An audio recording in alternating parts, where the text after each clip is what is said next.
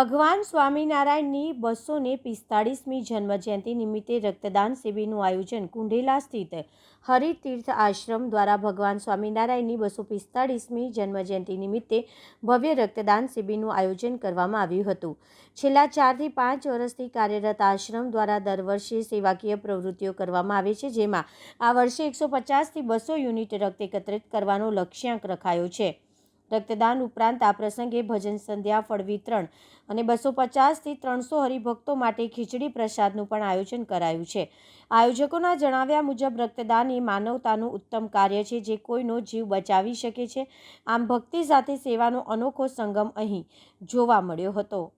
આપણે હરિતીર્થ આશ્રમ કુંઢેલા વડોદરા દ્વારા ભગવાન સ્વામિનારાયણની 245મી જન્મજયંતિ છે, એ નિમિત્તે આપણે બ્લડ ડોનેશન કેમ્પનું આયોજન કર્યું છે અને આવું અમે દર વર્ષે ઉપક્રમ કરીએ છીએ। છેલ્લા 4-5 વર્ષથી આ ઉપક્રમ ચાલે છે અને અમારી અપેક્ષા છે કે 150 થી 200 યુનિટ થાય એવી અપેક્ષા છે।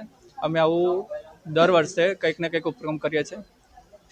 કયા કયા કાર્યક્રમો યોજવામાં આવે દર વર્ષે? દર વર્ષે અમે ભજન સંધ્યા કરીએ છીએ એ ઉપલક્ષમાં, અને ખીચડી વિતરણ કરીએ છીએ। 250 થી 300 હરિભક્તોને ખીચડી ખવડાવીએ છીએ। પછી ફ્રૂટ જે વેચવાનું છે, ફ્રૂટ વેચીએ છીએ બધા હરિભક્તોને। આવું અલગ અલગ આયોજન કરીએ છીએ।